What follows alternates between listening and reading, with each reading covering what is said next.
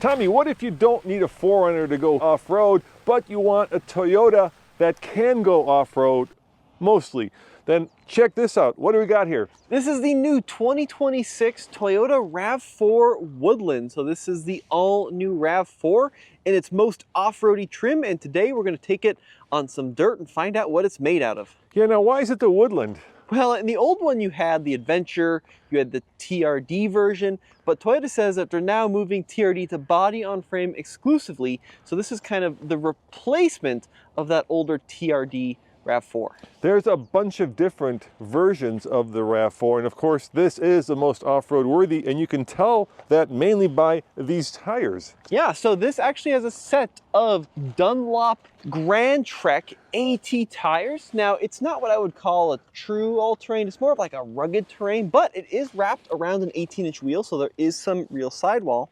And this car sits just a little higher than the standard RAV4. So the standard RAV4 is 8.1 inches of ground clearance, the Woodland has 8.5, and then the GR Sport has 7.5. So the ground clearance change depending on which one you get. Yeah, I mean, you're certainly not going to be taking it where you would take a 4Runner or a Land Cruiser, but on the other hand, you do get a more comfortable on-road ride and you get better fuel economy. And for 2026, Tommy, you can have this as a hybrid or as a plug-in hybrid. Yeah, it's pretty cool. Now, when you look at the design of the Woodland, it looks pretty different than the standard RAV4.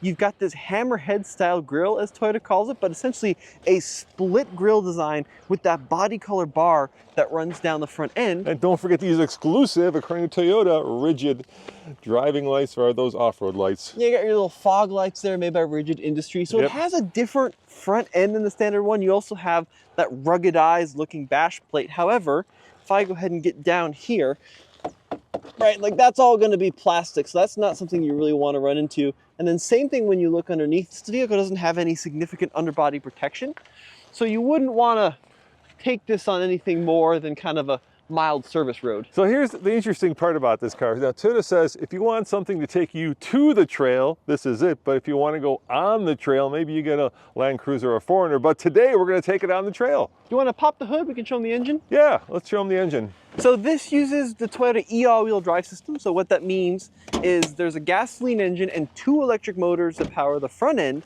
And then there's a separate motor in the back that provides power for the rear wheels. So this is a 2.5 liter 4-cylinder engine. It makes 236 horsepower, which is up 17 compared to the old one. And then if you get the plug-in hybrid, well, that makes 324 horsepower. It goes about 50 miles on a charge. I think it's 49 in this Woodland trim. But that one also has fast charging, and that's a much more advanced vehicle than the standard hybrid. Now, this latest generation, the 6th generation of RAV4, is actually very similar to the outgoing generation. They share a lot of the same chassis. They share basically, give or take, the same dimensions, but certainly they have new sheet metal and they have a new interior, which we'll look at in a second. But back here, you can tow with this 3,500 pounds of towing, Tommy, if properly equipped. You can also put stuff on the roof because the Woodland has the standard roof rail and crossbars, and of course you've got the Woodland badge there on the tailgate to let you know it's something a little special.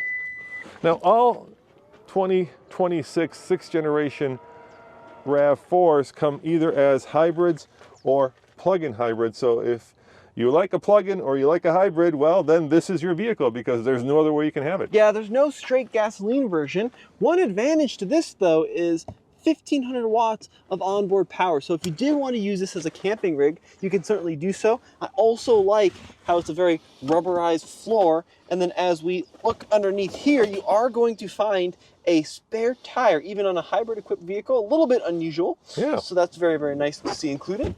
And then got your little cargo cover there. Yep. Looking into the back seat here, this is not going to be a full review of interior volume. We've got all of those over at TFL Now if you want to see more RAV4 details, but I like how the back seat of this is a nice little rubber liner, and it is a nearly fold flat situation here. Now I'm sitting behind you because you were driving this, and actually I've got plenty of room. I mean, this is a definition of just right? It's not too small, it's not too big, and I think it's pretty comfortable, and I'm 6'2", and I have plenty of headroom. I have plenty of legroom. I actually have 2 USB-C ports right there. I have my own vents, which is always nice. I have grab handles. In fact, you have 4 grab handles, which is a very nice thing because when you're off-roading, you do like that extra security of being able to hold on to stuff. It's just kind of, like I said, the right size, but this segment is very popular. In fact, the RAV4 is now the world's best-selling car. It just surpassed the Tesla Model Y, and it is America's best-selling car, followed by the Honda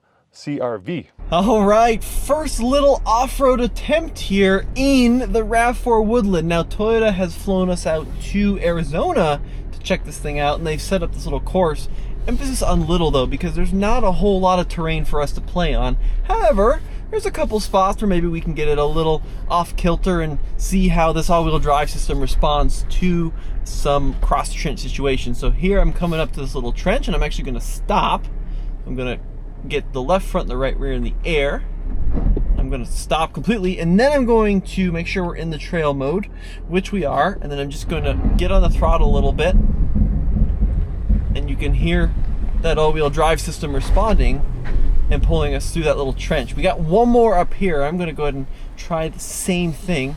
The guy with Toyota minding us is probably like, what the heck is that guy doing? Where is he driving that car? But we're going to take it slow on purpose and see if we can get unstuck. Now, of course, there's no lockers in this vehicle, but even still, there we go. I'm going to get the vehicle stopped, stuck in a situation, and I'm going to start applying some accelerator. Actually, the response feels a lot better than the old one did. Let me see if I can get it one more time here. Oh yeah, it feels good. Having that hybrid system too, that instant torque of the hybrid system responding to my inputs means that we can just kind of delicately pull through a lot of these little hills and challenges and divots. So I'm going to go right here. I'm going to crank it right, avoid this pole. Not a ton of ground clearance in this vehicle. This thing competes with vehicles like the Bronco Sport, the Forester Wilderness, but you know, those have some more capability in this vehicle, though they also have more ground clearance and underbody protection. So really the direct competitor is something like the Meridian CX-50, maybe the Nissan Rogue Rock Creek. I like a lot about this new RAV4, and this powertrain on the road is really comfortable, very refined. I do wish they would push the envelope a little bit in terms of the off-road gear here. Like, it'd be really great to see some skid plates, a recovery point, something like that, because there is just none of that in this new RAV4. It really is more of an appearance group, and they said flat out, like, this vehicle is designed to get you to the trail, but maybe not necessarily on the trail, which is a very important distinction to something like a 4Runner, for example, right? So I like that they added tires at least, and a pretty decent set of tires. I like it's got a little bit more clearance, and I also like that everything's kind of rubberized in here. That's useful.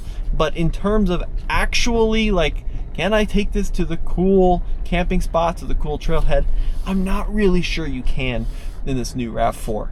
We're gonna have to get it out to Colorado, put it through something that's not a little quarter-mile loop to really find out what is what with this vehicle.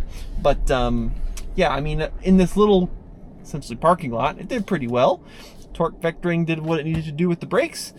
But yeah, I don't really have a good sense of what this thing can actually do. All right, so we're checking out the inside of the RAV4 Woodland. There's a lot to talk about in here. Let's start with the seat design. So Dad, one thing what's interesting about the different trims of RAV4 is they do have very different seats as well as interior colors and palette. So what do you think of these seats? Pretty cool, huh? Yeah, I like this textured seating surface. I like the color inserts. It just gives it a little bit more flair, Tommy. It does, yeah, and I really like all the little bits of orange piping and trim on the inside of this RAV4. I think that's something that's been missing in some of the Toyotas of recent is pops of color in here.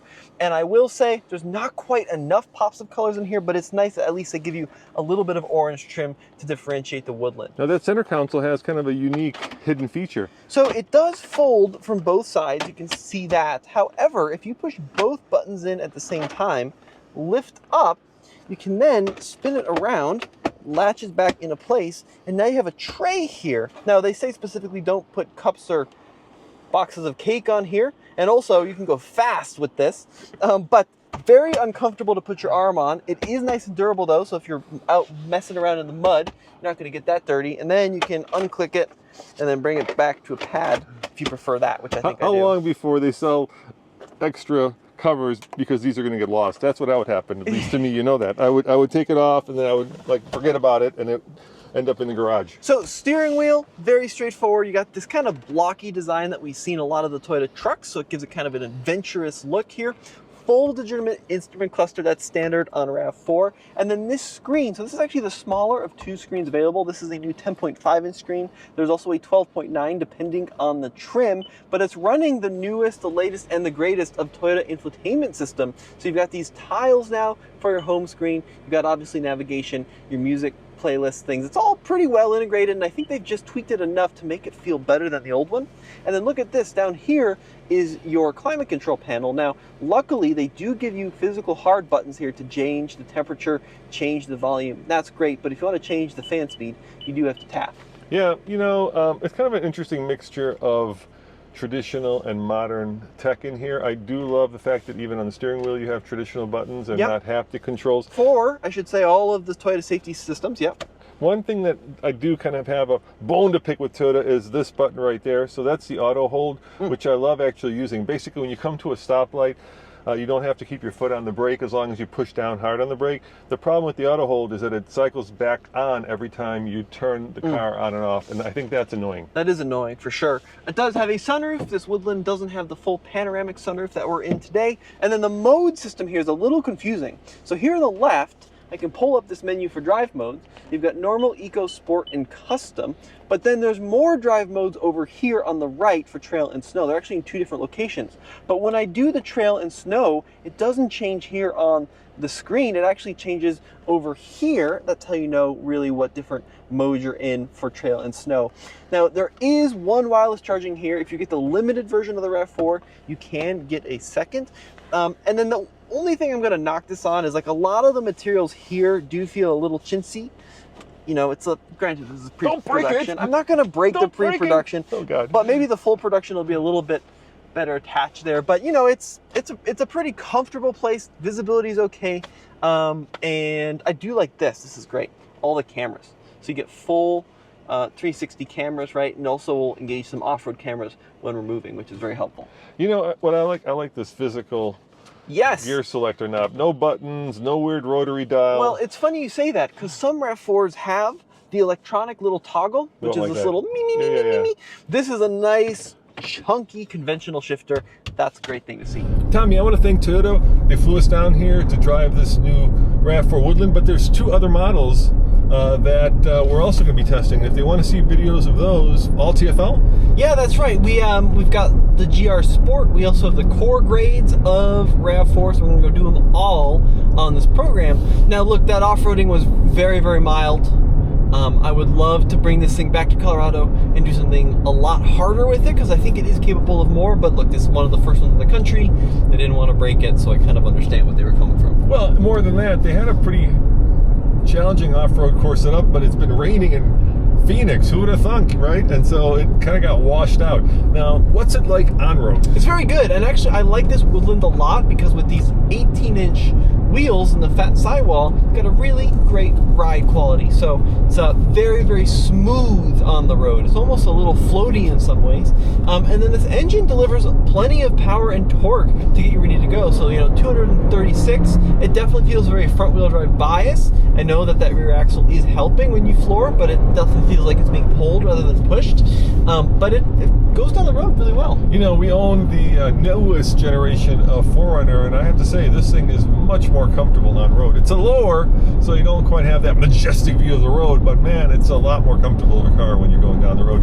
How about availability and pricing? We need to talk about that. Yeah, so it goes on sale December in the Center Hybrid, spring with the plug-in hybrid, and we don't have any pricing. Now, if I had to guess, low to mid $40,000 for this Woodland. That's kind of where I'm guessing the pricing is going to be. You know, Toyota starting in the low 30s, but you know, with this one, the off-roady trim with some goodies, I think you're going to be in the $40,000 range. How about competition, Tommy? Obviously, the CR-V now Trail Sport version would compete directly against this. Yep, and that's also very mild. It really is just kind of a set of tires on a CR-V, which is a largely what this is. And then, of course, design differences. But you've got like the Nissan Rogue Rock Creek, you've got the CX-50 Meridian, you've got the Ford Bronco Sport, you've got the Forester, especially the Wilderness is going to be a little bit more capable than this potentially. So it's a very, very competitive market. And in our testing, specifically your testing with the TFL slip test, the one that I would think is the most off-roady would be the Bronco Sport. That seems to be the one that, you know, is more meant for, you know, harder off-road than cruising down the highway. 100%. Yep, definitely. And How's I the think turning radius? it feels really good. It's really good, actually. Really that tight, is super tight, yeah. And then for fuel economy, full numbers aren't fully released. Front wheel drive base hybrids up to 44 combined, which is really good. I think this one's going to be a little bit lower. I think they're saying like low 40s for the Woodland, but those will come closer to launch as well. Plug-in hybrids, dude, 50. 50 miles of range. Yeah. Yeah, but those are rated also around like the 40s. Yeah, which is pretty cool. So we're 22 kilowatt hour battery. We're gonna hopefully drive a plug-in hybrid over at TFL Now. So check that out using YouTube, right? Just go to TFL Now and we'll have a whole bunch of reviews on a bunch of different RAV4s. But guys, thank you for joining us on this quick first drive of this Woodland trim. Yeah, as always, this is Roman and Tommy. AllTFL.com, as we mentioned, is the place to go. Big thank you to Granger and Onyx for sponsoring this video, and we'll see you in the next one. Yeah, I like it.